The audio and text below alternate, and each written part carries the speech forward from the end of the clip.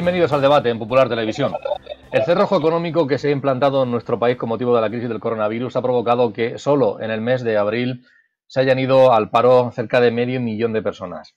Y eso que ha tenido cierto efecto balsámico los 3,5 millones que están en ERTES. Vamos a ver qué es lo que ocurre en las próximas fechas, donde hay pues muchísima preocupación, inquietud y también, evidentemente, especulación acerca de lo que puede suceder. Vamos a analizar esta noche estas y otras cuestiones. Lo vamos a hacer en primer lugar con los invitados que les presento a continuación.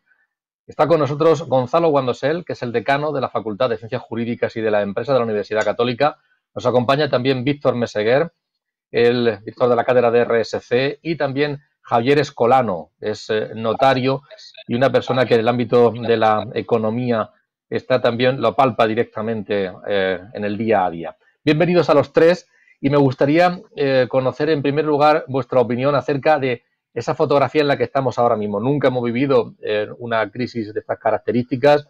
Hay datos de paro, los del mes de abril, la previsión, datos también sobre el endeudamiento, la deuda pública, cómo ha crecido, el PIB cómo ha caído. Esos indicadores, bajo vuestro punto de vista, ¿qué significan? ¿Qué nos trasladan? Gonzalo, por ejemplo, ¿cuál es tu opinión? Hombre, pues mi opinión es que lo que trasladan es que estamos en una crisis sin precedentes.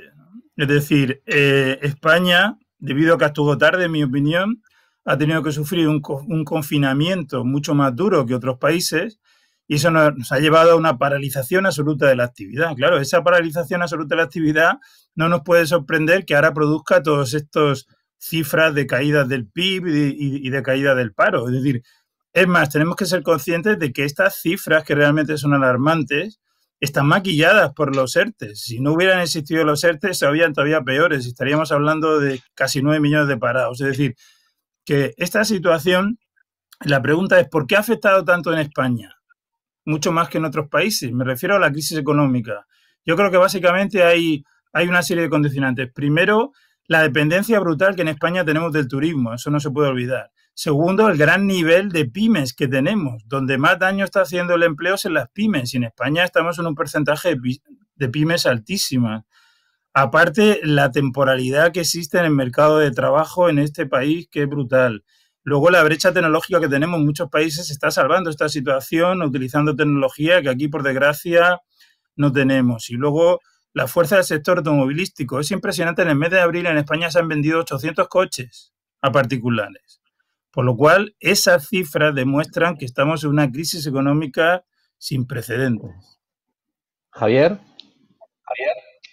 Sí, efectivamente, creo que ha hecho una radiografía bastante clara de cuál es la situación económica, pero yo creo que además de la situación económica hay un problema importante desde el punto de vista social. Y en el fondo yo creo que esta pandemia lo primero que nos va a requerir es hacernos las preguntas adecuadas de si hemos aprendido algo de la pandemia.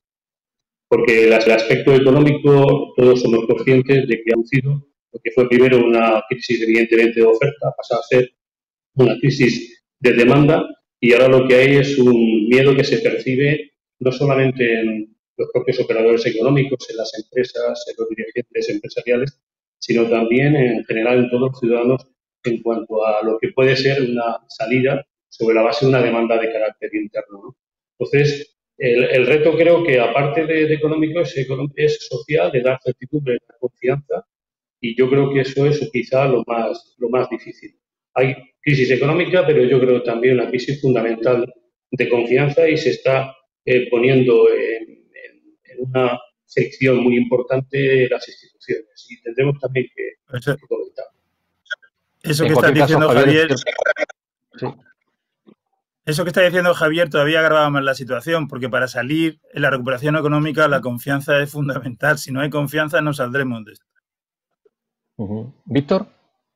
Bueno, yo estamos viendo que decías, tendremos que recabar inversiones y si no hay confianza la inversión difícilmente tanto interna como externa. Yo comparto el análisis que han hecho tanto Gonzalo como Javier, pero me gustaría pasar también a la propuesta. Es decir, evidentemente el nubarrón que tenemos encima es importante. Estamos hablando de que volveremos a unas cifras poco asumibles de un 20% de desempleo o de un 130% de la deuda respecto al PIB. Pero, mirad, yo creo que cualquier crisis es también un momento de oportunidad y es un buen momento para que veamos dónde podemos buscar y encontrar las salidas. Yo apuntaría a 3 líneas para intentar introducir una dosis de optimismo en todo lo que estamos hablando. Primero, tenemos que rediseñar nuestra economía. Es decir, el monocultivo no es un buen aliado y más un monocultivo donde el PIB industrial español es muy inferior al alemán o el PIB medio industrial español es muy inferior al del País Vasco. Bueno, pues tendremos que redefinir un nuevo modelo económico. Tenemos que hablar con transparencia, sin rubor, sin ningún tipo de miedo, del sistema fiscal e impositivo. Fíjate, ni siquiera para modificarlo, sino para lo que cumple lo que dice la norma reguladora actual. Y quien tenga que pagar impuestos, los pague. No voy a ir a dar cifras, pero el fraude en este país siempre ha sido una asignatura pendiente. Y luego, yo honestamente pienso que tenemos que empezar a fiscalizar el gasto público. Yo quiero conocer el retorno de la inversión en políticas públicas. No quiero gobiernos que me digan cuánto han gastado, sino qué objetivos hemos conseguido con ese gasto. Y luego voy a acabar con 2 temas. Mira, ahora mismo la posición de la mayoría de la clase política en nuestra comunidad autónoma son las cifras galopantes de desempleo, de endeudamiento, el nubarrón que nos viene por delante. Y yo, Antonio, la verdad es que me cabreo, porque veo mucha mediocridad. Mira, es verdad que se está destruyendo mucho empleo y que cuando pase la crisis y los ERTEs dejen de hacer de paraguas, se destruirá más empleo. Pero pongo un dato muy sentido en la empresa que trabajo, que es la UCAM.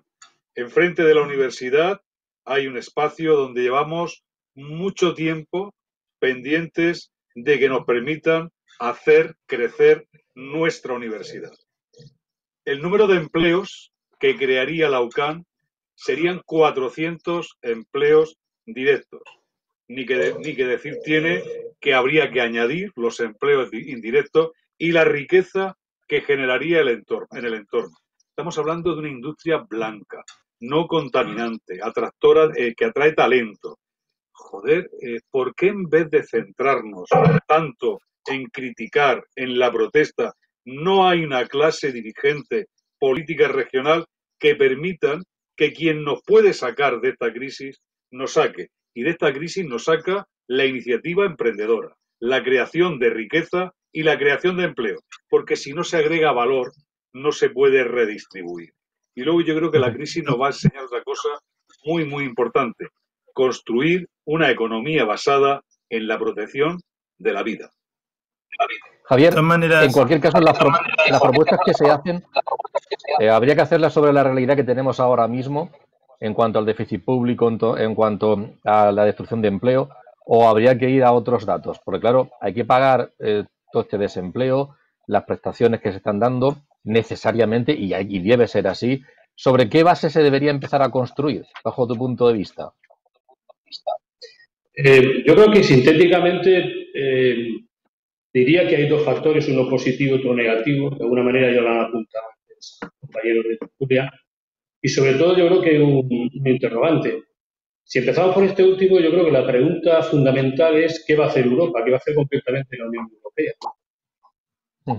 Y dentro de la Unión Europea, pues evidentemente el país que es el motor y el más importante, que es precisamente Alemania. Porque además aquí se han hablado de distintas salidas. Una era pues un plan muy ambicioso, se ha llegado casi a cuantificar en 1,5 billones de euros para la reactivación económica dentro de la zona de la Unión Europea, porque hay países que vamos a estar muy afectados, normalmente casi por encima de 2 dígitos de la caída del Producto Interior Bruto en España, muy próximo Italia y Francia, y por tanto nos quedan pocos recursos para ello. ¿Eso va a ser una salida? ¿Qué condiciones va a llevar? O por el contrario, vamos a quedarnos en que el Banco Central Europeo sigue inyectando liquidez, con una dificultad añadida hace tan solo un par de días con la sentencia del Tribunal Constitucional alemán, que indica que es contrario a la ley fundamental, pues el que a través de esa política de compras del Banco Central Europeo, se estén financiando los estados, no que un proyecto arbitrario. Por eso creo que mientras no quede despejado, difícilmente vamos a tener capacidad y recursos para poder afrontar las necesidades. Pero yo creo que hay dos factores y por ser también breve diría, un factor positivo, que para mí es el capital humano de nuestro país, de España. Y cuando hablo de esto me refiero al sector fundamentalmente privado en cuanto a nuestros emprendedores, empresarios, directivos, trabajadores. Por dos consecuencias. Una, o por dos razones, mejor dicho. Una, porque ya en la crisis financiera de 2008 el rescate fue interno. Fueron las familias, fueron nuestras empresas las que hicieron un esfuerzo para pagar el incremento de los impuestos, para pagar en alguna medida sus deudas, para ahorrar, para ser innovadores. Y también lo están demostrando ahora. Desde las grandes corporaciones o empresas, como por ejemplo telecomunicaciones, puede ser Telefónica, las logísticas, hasta los pequeños y medianos empresarios, tienen ganas de poder otra vez volver a esa posibilidad de reactivación económica. Y el hándicap para mí está precisamente en el sector público. Y por eso no creo que la salida sea el sector público. El sector público, evidentemente, lo que tiene las administraciones públicas en su conjunto, que no olvidemos que somos el país que tiene 5 administraciones, y eso yo creo que lo tendrá que hacer repensar mucho cómo debe ser redimensionadas las administraciones, tienen que proveer de recursos económicos para dar liquidez efectivamente a empresas, familias, etcétera. Pero claro, con unas administraciones públicas claramente endeudadas, con unos déficits públicos que se han venido notables arrastrando a la última década, va a ser francamente difícil. Y yo creo que la clave, como decía, está en el sector privado, porque lógicamente no podemos caer en lo que algunos han dicho de que nuestras empresas se vayan a concursos o a antes se llaman quiebras, es decir, a desaparecer, para que luego el Estado la rescate por €1, sino que por el contrario lo que hace es no perder la iniciativa privada, porque nos ha demostrado anteriormente que es la única que crea realmente empleos. No podemos mantener una ratio de que cada persona empleada tenga que estar manteniendo a su vez a 2 personas del sector público. Eso es un tema bastante difícil. De todas maneras, decía antes Víctor que hay que cambiar la economía española. Yo creo que ya se está encargando el coronavirus de cambiarla, es decir, la van a cambiar por nosotros. Estamos entrando en una nueva situación, un entorno absolutamente distinto. A partir de ahora va a haber que hacer un equilibrio entre la reactivación económica necesaria, pero la salud pública. Entonces, el ritmo de ese crecimiento va a ir condicionado porque no podemos soportar que haya un segundo brote. Hay que recordar que la crisis de la gripe rusa de 1889 o la española del 18 tuvieron varios brotes que vinieron meses después. Si nos llega eso ahora, nos destroza. Por lo tanto, esta nueva situación, de mi punto de vista, va a exigir una clase política nueva y una clase empresarial nueva. La clase empresarial, evidentemente, los empresarios van a tener que ser gestores de sus empresas, pero también van a tener que gestionar la salud de sus clientes y la salud de sus trabajadores. Y van a tener que empezar a preocuparse de eso también. Fijaos que hemos tardado muchos años en que un empresario entendiera lo que era un virus informático y ahora el pobre va a tener que aprender lo que es también un virus biológico y cómo le afecta eso a su negocio. Y va a haber muchos negocios pequeños que no van a poder afrontar las exigencias de liquidez que le va a suponer el tener que trabajar al 50%, al 30% o a 1% de la cantidad. Pero aparte, va a hacer falta una nueva clase política que si no espabilan, habrá que espabilarlos, porque hace falta gente que pueda consensuar, que sea capaz de favorecer el crecimiento que lo van a generar las empresas, como bien ha dicho Javier, pero que sea capaz de tomar decisiones difíciles. No podemos estar aquí a la pelea de que si no me votas esto, yo no te apoyo, yo quito esto. Es que da vergüenza ajena. Y o espabilan o los van a espabilar, porque ya ha cambiado. La economía española, la situación en la que nos vamos a encontrar, Víctor, ya ha cambiado. No hace falta que la cambiemos, nos la han cambiado sola. Víctor. Yo de todas maneras, como bien dices, efectivamente nos la han cambiado solo, pero si me permitís solo un detalle.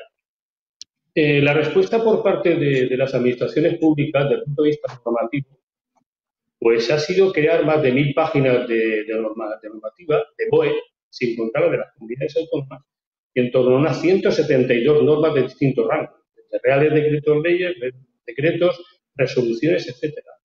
Con lo cual, lo que se ha hecho es burocratizar la respuesta desde el punto de vista legislativo. Entonces, Como me decía otro día un emprendedor, me decía, si yo no quiero tantas ayudas, lo que quiero es que me permitan tener liquidez y, en segundo lugar, que no moleste. Es decir, que haya un marco normativo que no sea encima una carga añadida a las que ya de por sí tiene el emprendimiento o la actividad empresarial.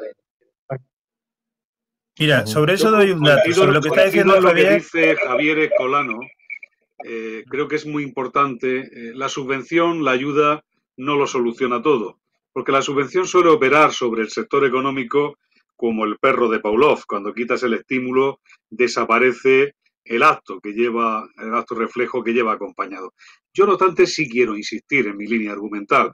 Yo, honestamente, pienso que sí vamos a tener que hacer cambios, y esos cambios no los vamos a dejar en manos ni de ninguna enfermedad ni de nadie que no seamos los auténticos protagonistas de la vida económica, social y política de este país. Mira, yo voy a dar un dato.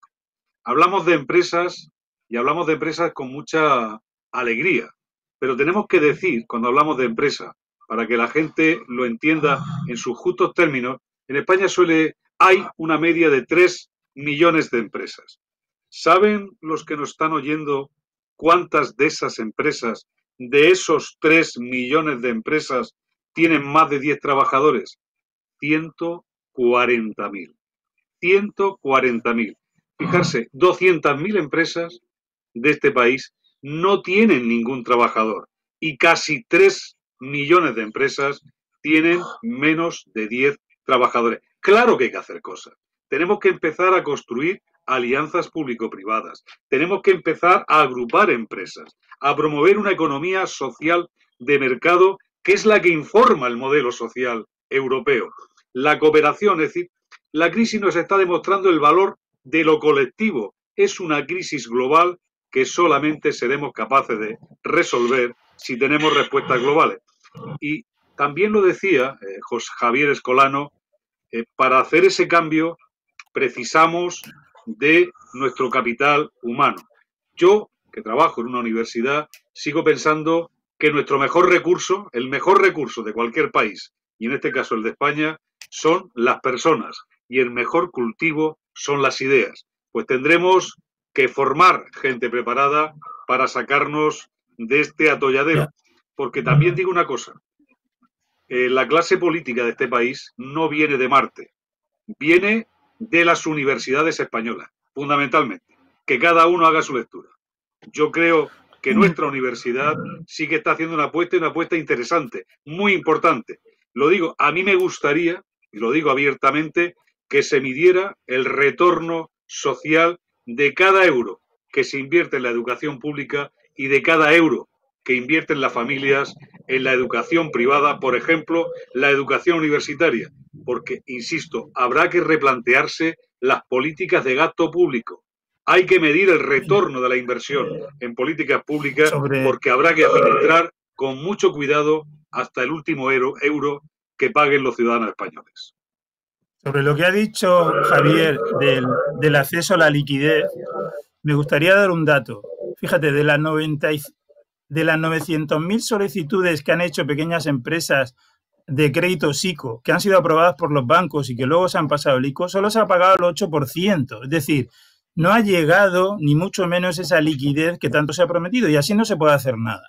Y sobre lo que ha dicho Víctor, estoy de acuerdo en que hay que hacer cambios, claro que sí. Lo único que digo es que el coronavirus se ha encargado de cambiar el entorno en el que vamos a actuar. Porque a partir de ahora la actividad económica hay 3 elementos que vamos a tener que aprender a manejar. Uno es el distanciamiento social que se va a exigir en los negocios, sobre todo que exigen un cara a cara en la prestación del servicio, del producto, las máscaras que vamos a tener que llevar todos en esa prestación del servicio y, en tercer lugar, los test. Hay que hacer test a todo volumen y test no solamente para saber si tienes o no el coronavirus, test también para saber si has creado anticuerpos, porque ahí está la clave. Ese es el santo grial. Si no sabemos si se has creado anticuerpos, que se tienen dudas todavía, no podremos ir cada vez hacia una actividad económica más normalizada, porque no olvidemos que la espada de Damocles del segundo brote está a la vuelta de la esquina. Como nos llegue un segundo brote en esta situación,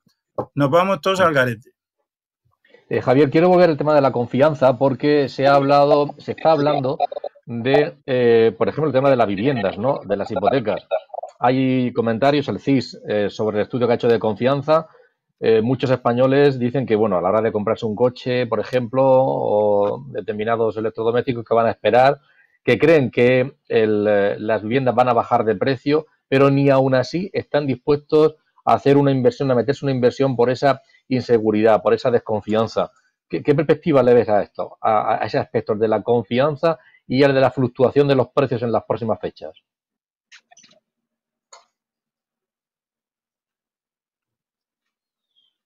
Bueno, en efecto, si queréis yo puedo contar lo que ya estamos percibiendo actualmente. Todavía estamos con un cierto impulso de cola, como se suele decir, en cuanto al tema de compra de viviendas, porque evidentemente hay un gran número de operaciones que están formalizadas en contratos de arras de documentos privados, incluso en ofertas vinculantes de las entidades de crédito para la financiación, pero incluso en algunas de ellas ya estamos detectando que el comprador, sobre todo el particular, está barajando la posible penalización como consecuencia de no formalizar definitivamente la compra por el miedo y la desconfianza de cara hacia el futuro. Pero es que eso es absolutamente lógico. Y lo que pasó también en la anterior crisis es muy significativo. Se está hablando de una posible caída, digamos, a lo largo de los 2 trimestres prácticamente que nos quedan, entre el 35 y el 45% de esas operaciones. Sin embargo, lo diabólico de esta situación es que pilla precisamente a un incremento, una cierta normalización y por tanto un incremento que tenía la obra nueva, sobre todo en los dos últimos años, en el año curso y el año anterior. Y claro, eso son inversiones que también han hecho empresas constructoras y promotoras, que vamos a ver qué es lo que ocurre si no realmente no se concede la financiación o concediendo la financiación se encuentra en situaciones bastante complicadas precisamente el consumidor, el comprador final, ¿no? Y por tanto yo por eso decía que a mí lo que más me preocupa y lo que yo más percibo en el despacho es que tenemos una incertidumbre grande desde el punto de vista de la salud, una incertidumbre aún mayor desde el punto de vista de cómo va a ser el futuro inmediato y de cuándo se va a poder superar esta emergencia sanitaria. Y por tanto también hay interrogantes si se va a poder o no se va a poder volver a la normalidad sin adjetivos, aunque sea una normalidad diferente, pero una normalidad que permita el desarrollo económico y, por tanto, la conservación del puesto de trabajo. Entonces, sin esas garantías y seguridad que ahora mismo no se pueden dar, es imposible pensar que vaya a prosperar precisamente la demanda de viviendas, la demanda de pueblo. Para terminar, me gustaría que dierais vuestra opinión acerca de la salida, las medidas que se están poniendo encima de la mesa. El Gobierno consiguió ayer 15 días más, 2 semanas más de prórroga del estado de alarma. Ciudadanos se sumó imponiéndole algunas cuestiones económicas. Se plantea que hay necesidad para poder asegurar cierto bienestar de transición, pero también algunas medidas económicas que se están lanzando se anuncian que puede tener la mano muy ideológica de Podemos por detrás. Eso que decía Javier Escolano de dejar caer algunas empresas para nacionalizarlas y hacer funcionarios, digamos, a determinados profesionales que no se necesitaban o no se necesitan hasta ahora. ¿Cuál es la receta más adecuada? ¿Dónde están los riesgos? ¿Cuáles son las posibilidades en función también de los responsables económicos, bajo tu punto de vista, Gonzalo? Bueno, vamos a ver, yo creo que estamos en momentos donde hace falta sensatez, ¿de acuerdo? Y pensar con mucho cuidado. Pero hay que tener en cuenta que no dependemos de nosotros mismos. Desgraciadamente, para que se vuelva esa normalidad que decía Javier, dependemos de una vacuna. Esa vacuna todavía va a tardar. Se están reduciendo los protocolos. Normalmente se tardaría 5 o 7 años. Se está bajando de 5 a 7 meses. Pero luego la vacuna, primero tiene que ser una vacuna segura, una vacuna que funcione y luego que se pueda producir en masa.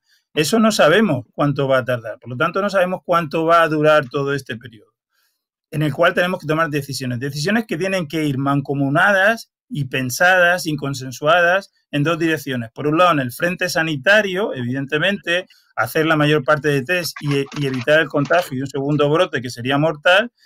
Y en el plano económico no podemos dejar de dar las medidas de apoyo. No se puede amenazar que se van a dejar de dar los ERTE porque se tenga o no se tenga un apoyo político determinado. Los ERTE en este momento están resultando fundamentales y habrá que idear cómo se puede pasar de unos ERTES en situación extraordinaria a unos ERTES en situación ordinaria, que sean los que sostengan la economía de los pequeños, como decía Víctor, durante este tiempo que va a hacer falta. Aparte de las empresas deben ir pensando decisiones estratégicas de teletrabajo, que nos ha demostrado esto que hay una gran productividad y se puede trabajar, y aparte hay que pensar en el software y en la tecnología que nos puede ayudar a superar esta situación. Gonzalo, respóndeme con una palabra. ¿Europa nos ayudará o nos rescatará?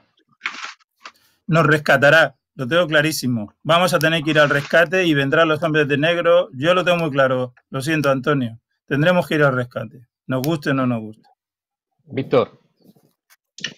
Bueno, yo, en primer lugar, no comparto, por supuesto, la hipótesis de Podemos, y realmente de Podemos, ni de dejar que las empresas caigan, ni de nacionalizar, ni convertir a más empleados en funcionarios. Yo creo que en este país sobramos funcionarios y hacen falta trabajadores, eso sí, trabajadores estables con derecho y con garantías. Pero decir, hombre, si esta es la propuesta de Podemos, las dos referencias más cercanas que tenemos es la nacionalización, entre comillas, del sector financiero, Bankia, o la venta de algunas empresas como Telefónica. Y eso, si es la inspiración de Podemos, quien la puso en marcha fue el Partido Popular. En segundo lugar, yo el tema de los consensos no le doy tanta importancia. Yo siempre he puesto el mismo ejemplo. Si mañana, no quiera Dios, tengo un accidente y estoy en el quirófano y allí aparece el médico, el cirujano, la señora de la limpieza, el señor que lleva el carrito, yo no quiero ningún consenso. A mí que me coja el cirujano y que me arregle el descosido.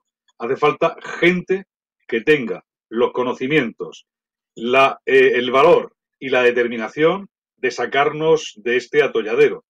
Luego, yo creo que la mayor garantía que ha tenido este país en los últimos años ha sido y sigue siendo Europa.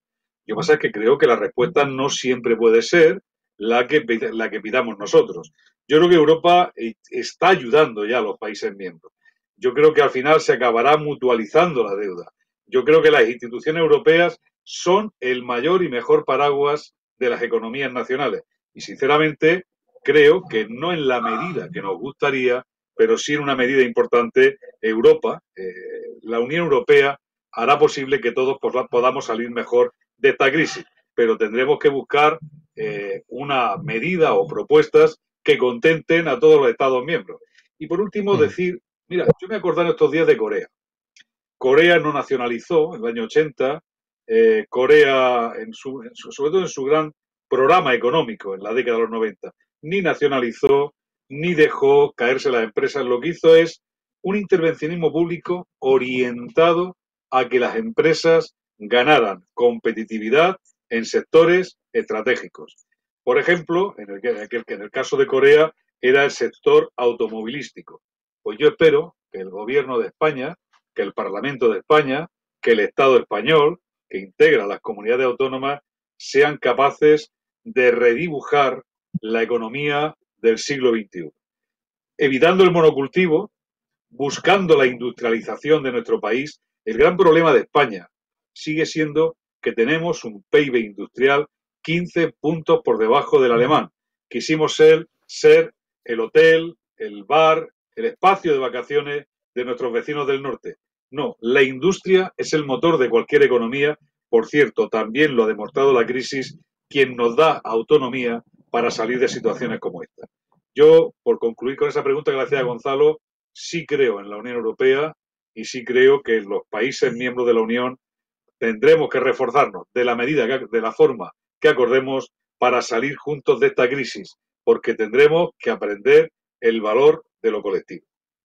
Javier, tu opinión sobre las decisiones políticas y, bueno, deshacer el empate entre el optimismo de Víctor y el pesimismo de Gonzalo. Bueno, quizá me coloque en un punto que no sea el centro, pero parecido. Yo creo que lo complicado de esta situación es que tenemos que acometer, y además con urgencia, con racionalidad y con eficacia, dos tareas completamente distintas. Una, responder a la emergencia, que primero fue sanitaria y ahora es también social y económica. Y, en segundo lugar, al mismo tiempo, rediseñar una sociedad mejor. Y eso yo creo que lo último no se va a conseguir si no hemos aprendido de esta pandemia el valor, por ejemplo, de la vida humana, sobre todo también de nuestros mayores, pero que detrás de cada fallecido que haya afectado, que podrán no tener secuelas, hay toda una historia que debe ser objeto de respeto. Y luego, desde el punto de vista de carácter económico, yo creo que lo que hay ahora mismo es una salida, que es la ciencia. Cuando digo la ciencia, me refiero a la ciencia médica. Evidentemente tiene que dar una respuesta a lo que es el embate del virus, que, como bien ha dicho anteriormente Víctor Gonzalo, no parece ser que esté definitivamente superado, ni mucho menos. Pero también tiene que ser la ciencia de la educación, lo que también se decía anteriormente, para ver exactamente qué es lo que ya no vamos a poder hacer y el aprendizaje cómo no va a poder ser igual. Pero también es para un tema de filosofía, porque tendremos que poner encima de la mesa cuáles son los valores que van a constituir el cimiento de nuestra sociedad. Por supuesto, no puede ser el populismo, que da igual que al final sea de un color o de otro, porque termina el autoritarismo, y eso absolutamente no es para nada la salida. Habrá también que plantearse una reforma muy drástica de lo que hasta ahora no se ha visto afectado, que son las administraciones públicas. Yo decía al principio, no podemos mantener 5 administraciones en España: la europea, la estatal, la autonómica, la provincial y la municipal. Si no se ahorra en costes de carácter interno de funcionamiento de la propia, también, pues se disminuyen las cargas jurídicas, las cargas organizativas, las cargas burocráticas de nuestras empresas, no generaremos recursos para que el emprendimiento de las empresas, la actividad de los autónomos puedan salir adelante. Y por último, yo creo que vamos a ser definitivamente rescatados. Y quizá, visto lo visto, no es a lo mejor la peor de las posibilidades, porque llevamos décadas sin acometer estos temas. Lo que pasa es que yo creo que ahora el COVID, lo único que ha tenido de positivo, y fijaros que hablo en estos términos, es que el puñetazo se ha dado encima de la mesa. Hemos despertado un sueño. No podemos continuar como país con estos gastos tan tremendos de la propia estructura administrativa. Y, por tanto, la solución, repito, ciencia, tecnología, automatismos, sistemas expertos, inteligencia artificial, pero no solamente el esfuerzo tiene que hacer el sector privado, tiene que hacer y mucho yo creo el sector público. Si eso no lo hacemos así y si España no hace esas reformas que son necesarias, con un marco normativo mucho más eficiente, ¿cómo vamos a llamar a las puertas de otros países que integran con nosotros la Unión Europea? Creo que va a ser muy difícil. Os doy las gracias a los tres. Vamos a quedarnos ahora con declaraciones desde la comunidad autónoma para saber la siguiente fase de desconfinamiento, cómo se va a llevar a cabo. También vamos a conocer el sector, algún sector específico muy dañado de la región de Murcia. Vamos a seguir analizando esa realidad y os agradezco a los tres que vuestras opiniones, vuestras reflexiones las hayáis compartido con nuestros espectadores. Gonzalo Guandosel, Víctor Meseguer, Javier Escolano, muchas gracias a los tres. Un abrazo. Hasta luego. Muchas gracias a vosotros. Nosotros lo que particularmente sí dijimos que por el tema de las temperaturas sí que había que modificar en la fase 1 el horario de salida de los niños. Nosotros planteamos unas horas, aunque es verdad que digamos que se podían interaccionar con las personas mayores o con los corredores o con la gente que hiciera deporte, pero en cualquier caso el Ministerio dijo que iba a estudiarlo, que tenía también otras propuestas de alguna otra comunidad, creo que Andalucía también lo había propuesto y cuando tuviera una decisión nos la comunicaría. El tema de las playas sí dijimos, es verdad que nosotros no hemos solicitado todavía la apertura de ninguna playa, pero sí dijimos que desde nuestros municipios costeros necesitan saber con tiempo cuál va a ser la política de apertura de las playas que ahora mismo no está diseñada, porque esto no se puede abrir de un día para otro ni de una semana para otra. Hay planes, hay que limpiar las playas, hay planes de protección, hay que contratar al personal que hace falta no solamente en la limpieza, sino en proteger a la gente que ahora mismo incluso pueda hacer uso a partir de la semana que viene haciendo algún deporte en las playas, está permitido, pero necesitan de alguna manera tener algún tipo de protección civil que nos preocupa. Entonces, como todo eso no estaba detallado, dijimos que es un tema que tenía que abordar el Ministerio y dar instrucciones concisas al respecto. Y nada más, el resto era todo lo que diga el Ministerio, ¿no? Un nuevo desprecio del Gobierno de España ha hecho que nos convocara a una videoconferencia sin orden del día en el que la ministra de Hacienda comunicó los criterios de reparto de los 16.000 millones de euros anunciados de forma absolutamente injusta. Estos criterios minimizan un factor que debería ser esencial, que es el poblacional, y penalizan la buena gestión de la crisis sanitaria, ya que se centran básicamente en el número de ingresos hospitalarios, en los ingresos en la UCI y en las pruebas PCR positivas. Así, las comunidades autónomas que han sufrido un colapso sanitario recibirán muchos más fondos, mientras que las que hemos realizado también un ingente esfuerzo presupuestario para reforzar la atención primaria y evitar el colapso en nuestros hospitales, vamos a recibir mucho menos recursos de los que nos corresponderían por población. El sector de la hostelería en la región de Murcia es muy importante, tiene un enorme peso y está sufriendo muy duramente las consecuencias de la crisis económica y además con unas perspectivas de una incertidumbre enorme. Jesús Jiménez es el presidente de Hostemur. Jesús, ¿cuál es la situación actual? ¿Qué está sufriendo el sector? Tú, tus compañeros, ¿cuál es la situación que estáis atravesando en este momento? Bueno, pues la situación actual, que es una de las más complicadas que ha vivido el sector en su historia. Debemos de pensar que el sector paró de golpe el 14 de marzo, fue el primero en parar y entrar en hibernación, y a día de hoy no tenemos claro cuándo será la salida definitiva del sector. Fuimos los primeros y quizás seamos los últimos en salir de esta hibernación. ¿Eso qué nos ha llevado? Pues nos ha llevado que seguimos afrontando un montón de gastos, seguimos haciendo frente a alquileres, seguimos haciendo frente al pago de impuestos, al pago de tasas municipales y tasas estatales, seguimos pagando el canon de agua, recibos de luz, de basura y demás, con cero ingresos. A eso se une la incertidumbre total de las medidas que tomó el gobierno para acceder a los ERTE, y que era una medida que favorecía el no enviar al paro a tantos miles de trabajadores, pero que se ha convertido en una espada de Damocles para el sector de la hostelería. Cuando acabe el estado de alarma, debemos de incorporar, en teoría, el 100% de los trabajadores de nuevo a las empresas, y además debemos de garantizar el mantenimiento de empleo durante 6 meses, cosa que a día de hoy es imposible porque el Estado nos pone limitaciones a la hora de trabajar, las condiciones del entorno han cambiado totalmente y es imposible cumplir ninguna de las condiciones. El ejemplo siempre pongo el mismo. ¿Qué hace un empresario que tenía 10, 12 trabajadores, que tenía su restaurante, su cafetería, que iban muy bien, que estaba esperando la Semana Santa, fiestas de primavera, que tenía una plantilla de 10 personas y que ahora las tiene todas en el ERTE, pero es que el lunes cuando vaya a abrir, tiene que abrir solamente con el 50% de la terraza? ¿Qué hace con esa plantilla? Si él quiere trabajar, él quiere volver a la situación anterior, pero desgraciadamente, con las fronteras internacionales cerradas, con la frontera autonómica limitada o el movimiento interprovincial, la situación del sector es al borde de la crisis. Jesús, ¿qué crees que va a ocurrir? Porque a partir del lunes se va a poder abrir, pero ¿qué crees que va a ocurrir? Porque estamos viendo que si las mamparas, que si la distancia, que si pedir por una aplicación móvil, todo eso son ideas imaginativas que estáis intentando poner en marcha para salvar el negocio, pero todo eso se va a poder aplicar. ¿Qué crees que va a ocurrir? Bueno, lo primero es que el sector en general, la hostelería, pero en general toda la sociedad, se enfrenta a una situación muy complicada porque es imposible hacer una previsión ni siquiera a corto o medio plazo, sino para la semana siguiente.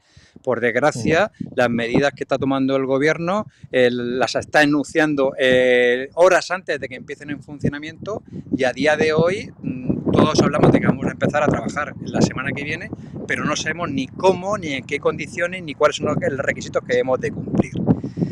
¿Qué sucede ante eso? Porque al final el empresario, el hostelero, lo único que quiere hacer es trabajar, él necesita volver a la actividad para poder hacer frente a los gastos, a los enormes gastos que tiene que asumir, y se está preparando como buenamente puede, y desde la Federación lo que intentamos es guiarlo de la mejor manera posible con la información que es disponible hasta ahora.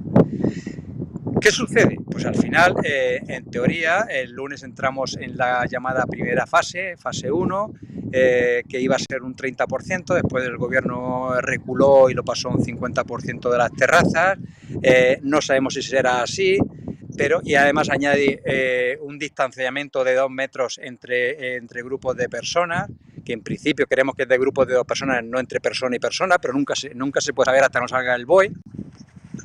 Y eso complica mucho el inicio de la actividad. El sector quiere empezar, hay muchos con ganas de empezar y sacar a sus trabajadores del ERTE, pero aún no lo sabemos, porque hasta que no salga el BOE no sabremos si una terraza de 10 mesas, que al 50 serían 5, pero una vez que tú le apliques la distancia entre 2 metros entre mesas, igual se te quedan en 3 que se te quedan en 2. Todo esto también va a depender de la implicación de los ayuntamientos. Hay ayuntamientos que están por la labor, que están haciendo lo imposible desde el primer día por favorecer tanto a la hostelería como al comercio. Póngase el caso de Archena, el caso de Cejín, hay varios ayuntamientos de la comunidad autónoma, o a nivel nacional, Zaragoza, que está cerrando calles enteras para peatonalizarlas y dar acceso a la hostelería y a los peatones. O casos como el Ayuntamiento de Murcia, que 50 días o 51 después del estado de alarma aún no ha tomado absolutamente ni una sola medida. Entonces, yo me pregunto sinceramente, ¿es viable en este entorno tener una empresa? ¿Podemos saber a dónde vamos? Es muy complicado. Entonces, el sector quiere hacer muchas cosas, tiene ganas de salir, tiene ganas de empezar a mover la economía, pero la verdad que lo tiene muy difícil en las próximas semanas. Jesús, alguien puede pensar, hombre, pero es que estamos en una crisis sanitaria y no hay más remedio que tomar este tipo de medidas. Pero ¿hay otras opciones? ¿Habéis barajado algún tipo seguro de alternativa, de ayudas? ¿Habéis puesto encima de la mesa cosas que os gustaría que os escucharan? Mira, efectivamente nos enfrentamos a una crisis sanitaria como no nos habíamos enfrentado anteriormente. Por eso siempre hemos dicho que lo primero es la salud, que lo primero son las autoridades sanitarias y en función de eso nosotros vamos a acatar todo lo que se nos diga. Pero a partir de ahí debe primar siempre dentro de la seguridad, debe primar la recuperación de la actividad. Debemos de recuperar la vida de nuestros barrios, la vida de nuestra ciudad y debemos de empezar a intentar ir normalizando, ya sea en la nueva o en la antigua normalidad, pero ir normalizando la vida. ¿Eso qué implica? Lo primero que debemos de hacer es intentar mantener el tejido productivo, las empresas. Ese es el mayor ayuda social que se puede dar. Las empresas son las que crean empleo, crean puestos de trabajo, dan salarios y eso permite que los trabajadores puedan seguir con su ritmo y con su vida. Es el mejor creador de ayuda social. ¿Qué le hemos pedido al Estado? Junto con CROEN, ayer presentamos un documento que unificaba todas las peticiones de la hostelería y el comercio para la región de Murcia. Y hay un montón de iniciativas que se han presentado para las administraciones, tanto a nivel nacional como a nivel autonómico y a nivel local, que deben empezar a analizar. La primera de todas es la flexibilización de los ERTE y la eliminación de la obligación de los 6 meses. A partir de ahí, pues debemos de tomar medidas contundentes con los alquileres, la exoneración temporal de los alquileres. Estamos haciendo frente a los alquileres en un periodo sin ventas cero. Se pide la rebaja del IVA del 10 al 4. Alemania ya ha tomado la iniciativa, ha bajado el IVA del turismo del 19 al 7. Son países que están tomando medidas contundentes. Pedimos una exoneración temporal de este año 2020 de un montón de tasas.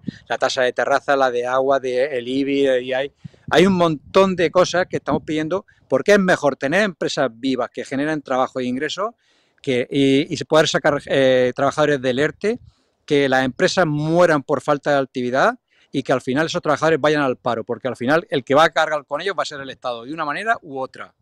Entonces, lo que pedimos es que atiendan a ese documento, que vean las peticiones que son muy lógicas y que de verdad se pongan manos a la obra. Y a partir de ahí, en esta fase de desescalada, hay un plan, debemos establecer un plan de recuperación e incentivación del sector y del turismo que nos permita que nuestros barrios, que los locales, que la actividad comercial empiece a volver, que esas terrazas empiezan a llenarse de gente, porque al final el camarero vive en ese barrio, el proveedor que nos vende a nosotros tiene trabajadores que viven en esos barrios, tiene compañeros que viven en esos barrios, y al final tenemos que empezar a generar y a recuperar la vida de las ciudades de la región de Murcia. Estamos hablando de peticiones ante la Administración, ante las 3. los ayuntamientos, la comunidad autónoma y el Estado, ¿verdad? Sí, al final hablamos de las tres administraciones porque no olvidemos que estamos en un Estado autonómico, hay muchas competencias delegadas, el Estado tiene unas competencias muy amplias sobre ciertos temas, tanto generales como es la legislación de los ERTE, el tema de legislación de IVA, seguridad social y canon de costas, por ejemplo, pero es que los ayuntamientos tienen mucho que decir en el tema de tasas municipales, ampliación de los espacios disponibles para las terrazas y así intentar amortiguar las limitaciones sanitarias.